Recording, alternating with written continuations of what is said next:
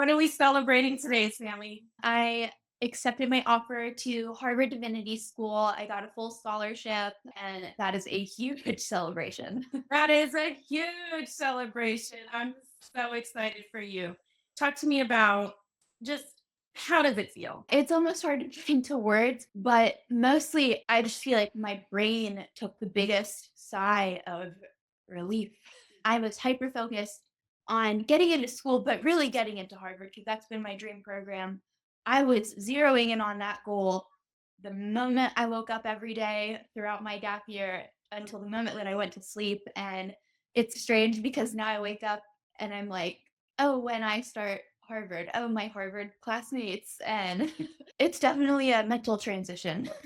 For sure, for sure. And how have you celebrated this amazing accomplishment? By being super lazy. Because I've been on a gap year, I've been living at home for the last year with my parents, and your parents, as it turns out, do not hold you accountable for anything when you're 22 years old because you're an adult now. And so there's a big process of learning how to be super self motivated and getting up super early every day just because I got to study. And so when I got in, I just started sleeping in a little bit. And then it was like a big break. I didn't feel the pressure of, oh, well, I didn't study as much as yesterday for my GRE. I've been able to really lean in to being idle. Lean into being idle. I love that. And since you are living at home, I can imagine they were some of the first people you told. How did your parents react? What did they say? Well, I confused them a lot because I found out that I got in and screamed at the top of my lungs. And then my parents rushed upstairs because they didn't know if it was good or bad. I'm very emotional, so I just burst into tears. Wow. And did the full scholarship notification come with the admissions? No, it was delayed by a few hours. They basically just said with the admissions email that we would be hearing about scholarships within the next 24 hours. And luckily, they didn't make me wait too long. And that was like a second celebration. Cried myself out at that point and was just, wow, that's so cool. I got a full ride. Wow. I'm so glad I asked that question. Take us all the way back to Sammy before she even knows what the art of applying is like. What was it like? What wasn't working? What was hard? In April of 2019, I knew for sure what programs I wanted to apply for. I wanted to go to Divinity School, and I had all of the raw energy, but no idea where to start. There are so many little things that you have to consider. I was definitely like, had all the passion, all the desire to get in, but was not organized. And that I did not like. So you had this disorganized desire, but no resources.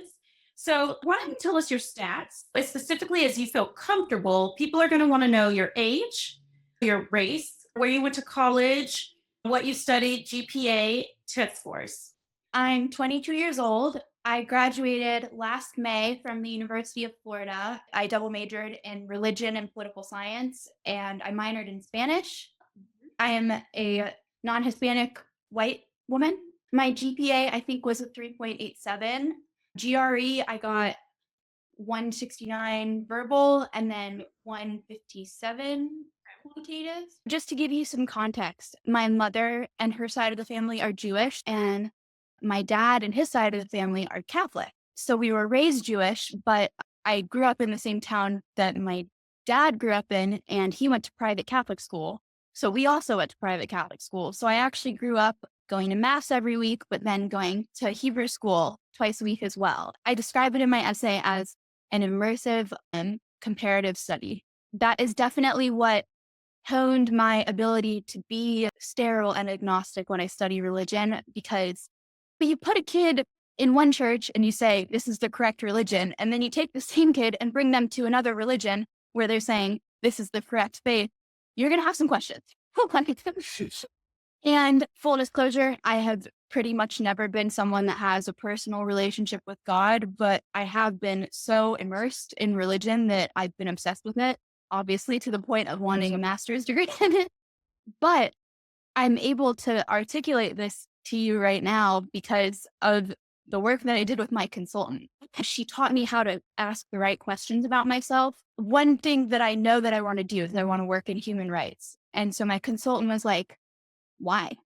And I was like, I don't know. Like, because it's the right thing to do. Like it's more of a feeling. It's not a thought process. And so she was like, that's not good enough for an essay. And so I had to do a lot of very uncomfortable soul searching. And it really led me to the realization that my Jewish heritage and simultaneously my Catholic heritage, they're different in a lot of ways, but they agree on the subject of human dignity. I realized that I've actually been very indoctrinated with the ideas of universal human dignity since I was a kid, even though I didn't think of it that way. I've started turning more towards my Judaism, less Catholicism, but more towards what I really consider to be my faith. And I went to Rosh Hashanah and Yom Kippur services like with my mom. And so I love it. I love being around religious people. That's why I went to divinity school. I never wanted to call myself a religious person because I was worried that it would impede on my identity as a student of religion.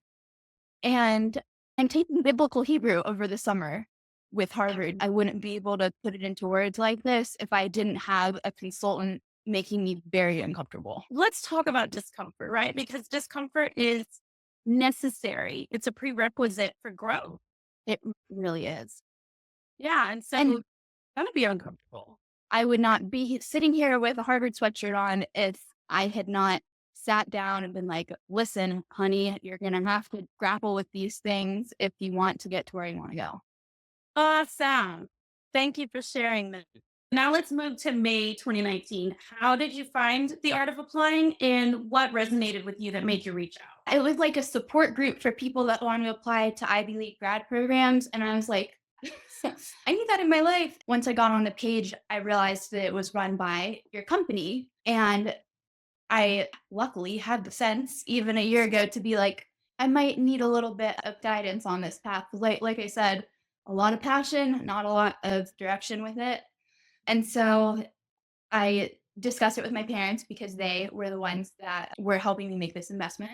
I argued it to them because there's lots of companies out there that say that they're doing what you're doing, but aren't necessarily as respectable. My parents were very worried that this was a scam, and I had to argue a lot and be like, I promise it's not.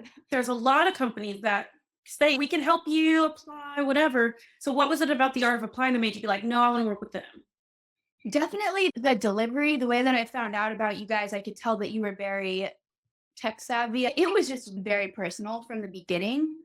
I didn't feel like I was a commodity. My consultant took a lot of time to get to know me, understand where I'm coming from, my goals, all of my unbridled passion. And I didn't feel like I was just like this number on a page of clients. I felt like you were as invested in my success as I was.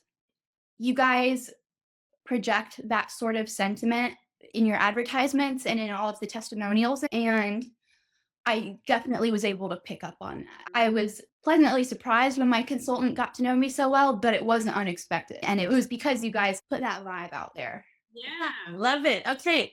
So let's actually talk through different parts of the program to see which ones were your favorite, what you used, and how you used it. Why don't you explain to everybody what the green light process is and how that was helpful? Yeah, this really appealed to me because it's structured and it's organized and it ensures that things meet deadlines. The green light process is basically the final round of edits that you get. You work with your consultant on your personal statement, and then once you've done everything that you think you can do for it, you send it on to the green light submission consultants and they do final edits. They edit to make it more concise, which is usually very important for personal statements. I really could not have dreamt up something that I would like more than that process with the way that you guys handle applications. I submitted my essays knowing that they were as concise and as stylized with my voice. They were as perfect as they could get. And I love writing, but I'm not used to writing about myself. And I was very uncomfortable for a lot of the process, but I just was so proud to submit those essays. And I don't always feel overwhelmingly proud because I'm very nitpicky about my own work. To put it in perspective, after I submitted all my applications, if I ever had days where I was like, why do I think I'm going to be able to get into Ivy League schools? Like, just days of self-doubt, which everyone has, I would read my personal statements and be like, dang, that's a good piece of writing. If I was Harvard, I would definitely consider that. And it would help me calm down. And that is 100% because of the green light process that I was able to revisit those essays and use them as a source of comfort, which is very weird. That is so beautiful. Thank you for sharing that, Sammy. I want people to understand that when they enroll in the application accelerator, if they're invited to join us, we're not selling stuff. Oh, you get mindset calls and words and these other what we are doing is partnering together for a result. And so I love to walk through all the parts of the program to show that you can have amazing results, even if you don't use some parts of the program. We're going on a journey with a clear destination in mind. It's not about the bells and whistles. That said, let's talk about the bells and whistles. Which of the bells and whistles were the most valuable to you? So another thing in the program is the group coaching calls. How much did you use those calls? What was helpful about them? I happened to get on a call where not a lot of people showed up. It was me and one other client calling in. And for that reason, we were able to do practice interviews. And so I was able to listen to her interview and she was able to listen to mine. And I loved getting feedback. I didn't even know where she was living. She could have been calling from any corner of the world. And I loved that we were having this moment of helping each other continue on with the success.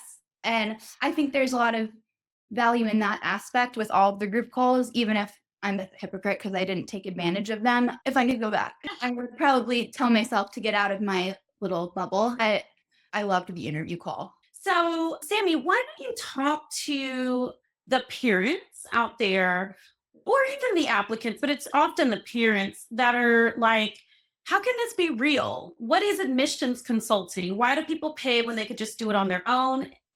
Why do they pay? And also, is this a scam? Okay. So I am very happy to be sitting here and saying that it is not a scam. You just don't realize that there are so many little details that you have to sort out with an application. And a big part of that is writing your personal statement. And maybe I'm just too used to academic writing. I hate writing about myself. I could not have written the essays that I wrote if I didn't have my consultants to force me to do like introspection. So I think that's a part that even you guys don't talk about is how much self-reflection and figuring your own self out goes into creating a successful application. That was the part that I struggled with the most. I like standardized tests. It's like my weird trait. I love tests. So I knew I could study for that on my own, but sitting down to do those personal statements, if I didn't have my consultant to get me asking myself the right questions, my essays would have been like, hi, please let me in. I just like to learn. I'm a good student. That's out of that. Yeah, no, I get it. Awesome. And what's going to change about your life and career now that you're going to Harvard Divinity School on a full scholarship? I don't have to worry about student loans to the degree that I worry about them from undergrad. I probably will have to take out some money for living expenses and stuff, but the fact that I'm walking onto Harvard's campus and they're letting me have a degree without really paying for it is, I'm honored. It's the biggest honor to feel that they have that much confidence in me because I know I'm a good student, but it's hard to prove that to people. And I couldn't have done that without you guys. Harvard is the global epicenter of unconventional theological and religious thought. Like that is why I wanted to go there so bad. You're not going to find a place that's more diverse and pluralistic. And the connections that I will be able to make on that campus with just the most interesting out of the box individuals. I just can't imagine the friends I'm going to make, the people I'm going to meet who become business partners, people that I'm going to co-write a paper with on something that I never expected to write about. I just know that I'm going to have those moments in the next 2 years, probably longer than that, because I feel like I'm going to want to get a PhD. Oh, yes, Sammy, I actually want us to talk about that after the interview. I definitely think we should talk about working on some PhD applications together. And I don't say that to many people. So, yeah, let's do that after the interview. I Yeah. would love that. I'm sorry, I interrupted you. Obviously, going to Harvard comes with a lot of prestige. Like, I'm going to get to go to the campus that has the most extensive library system in the entire world. My life will never be the same. To have Harvard in my LinkedIn bio and on my resume is fabulous, but I'm not even worried about those things because I'm too busy thinking about the professors that I'll get to study with. I took several classes on Islam as a religion major, and two of them got very heavy into Islamic feminisms, Islamic womanhood, especially in North America. And they are written by a Harvard Divinity Scholar, Layla Ahmed. So now, after obsessively reading her books, I can go take a class with her. Picture getting the chance to be in a movie with your favorite celebrity. That is how I feel. It's wonderful. You could do an independent study with her. You could help her write a paper. And even beyond Harvard, I now have access to the American Academy of Religion, and they have an annual meeting, which is basically Coachella for people like me that like to study religion. It's being held in Boston this year, God willing. And so I'm like, okay, great. Like, I never need to go to a music festival. I can just go to the AAR annual meeting. Amazing. You're so sweet. I just love your energy, Sami. I just remember meeting you very early on and just being like, she's going to be a rock star. Do you remember my confidence in you? That's partially why I liked your company, is because you guys liked me too. And I just felt like you said, the partnership aspect of it, I was like, here's someone, we have a mutual belief in each other's ability to accomplish this goal. And that feeling being very apparent to me, that's why I argued it with my parents. I was like, this isn't a scam, Mom. They think that I can get into Harvard. I think so too. You need to listen to them. Well, Sami, I'm so proud of you. I'm so excited for you. I'm looking forward to our post-interview discussion about PhDs. And this is the beginning of the rest of your life. It's so well-deserved, and just enjoy. Well, thank you. There is not a big enough thank you that I can give you for your targeted Facebook advertising that led me to your page. One aspect that I haven't even gushed about yet is the diversity of your clientele. That was a huge pull for me because I've talked a lot about the diversity at HDS, which was such a big pull for me. I've been very outspoken with you throughout this whole process about my awareness of my privilege. I've had so many privileges to know that you're also empowering people that are historically less empowered than people like me. That was a big pull for me because I want to go into human rights. The spirit of goodwill, of trying to make a difference and trying to lift other people up, that drew me in a lot too. Oh, beautiful. Thank you, Sami. Of course. Thanks for watching. Are you ready to take your application process to the next level?